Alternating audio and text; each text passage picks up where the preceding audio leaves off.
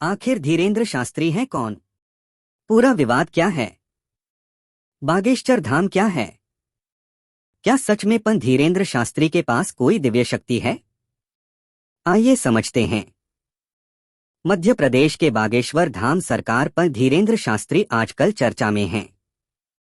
ये चर्चा नागपुर से शुरू हुई जब पंत धीरेन्द्र शास्त्री पर अंधविश्वास फैलाने का आरोप लगा। अंधश्रद्धा निर्मूलन समिति ने कहा कि जब बागेश्वर धाम सरकार को चमत्कार साबित करने के लिए चुनौती दी गई है तो कथा बीच में ही छोड़कर वह चले गए। इसके बाद पंत धीरेन्द्र शास्त्री का भी बयान आया। उन्होंने चुनौती देने वालों को रायपुर बुलाया, जहां अभी उनकी रामकथा चल रही है। शुक्रवार को पंत धीरेन्द्र शास्त्री ने कई मीडिया कर्मियों के सामने चमत्कार करने का दावा किया। एक नेशनल न्यूज चैनल के रिपोर्टर के चाचा का नाम लेकर मंच से बुलाया। अब ये वीडियो भी तेजी से वायरल हो रहा है। पंत धीरेन्द्र शास्त्री के अनुयायी इसे चमत्कार मानते हैं। ऐसे में आज हम बताएंगे कि ये आखिर पंत धीरेन्द्र शास्त्री हैं कौन? पूरा विवाद क्या है? बागेश्वर धाम क्या है? क्या सच में पंत धीरेन्द्र शास्त्री के पास कोई दिव्य शक्ति है? आइए समझते हैं। विवाद क्या है? बागेश्वर धाम सरकार पंत धीरेन्द्र शास्त्री की कथा के दौरान लोगों की समस्याएं सुनने और उसका समाधान करने का दावा किया जाता है।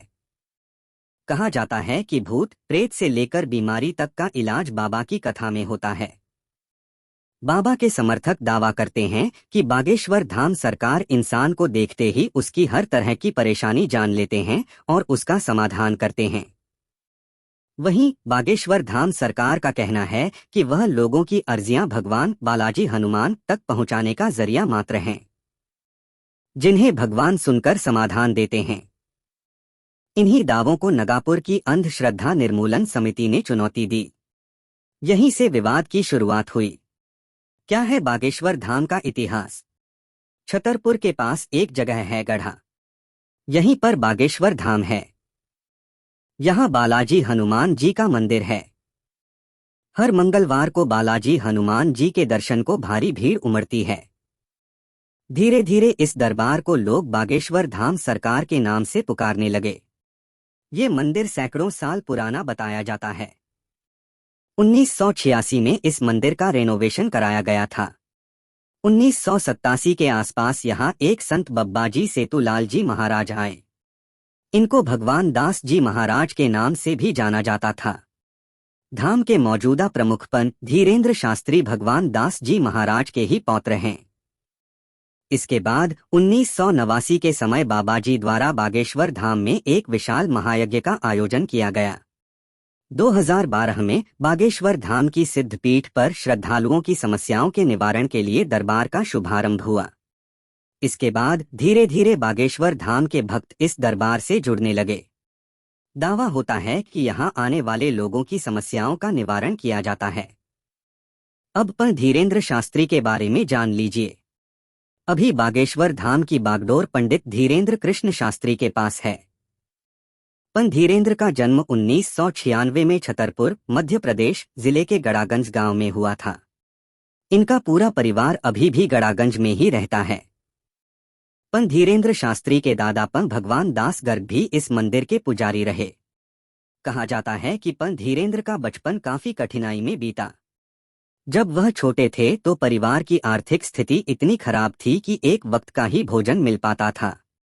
पंत धीरेन्द्र शास्त्री के पिता का नाम रामकृपाल गर्ग और मां सरोज गर्ग है। धीरेन्द्र के छोटे भाई शालिग्राम गर्ग जी महाराज हैं।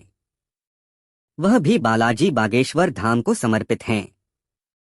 मीडिया रिपोर्ट्स के अनुसार पंत धीरेन्द्र शास्त्री ने 11 साल की उम्र से ही बालाजी बागेश्वर धाम में पूजा पाठ शुरू कर दी थी।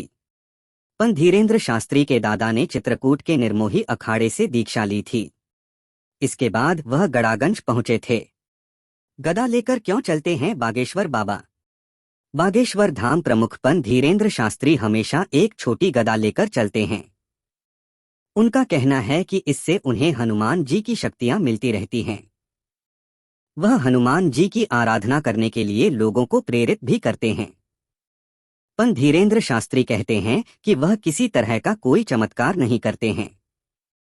वह तो सिर्फ बालाजी हनुमान जी के सामने लोगों की अर्जियां लगाते हैं, जिसे बालाजी स्वीकार कर लेते हैं। इससे आम लोगों को फायदा होता है। अंधविश्वास का विवाद सामने आने के बाद भी पंत धीरेन्द्र शास्त्री ने सफाई पेश की। उन्होंने कहा कि वह अपने दरबार में किसी को बुलाते नहीं हैं। लोग खुद की मर्जी से आते हैं।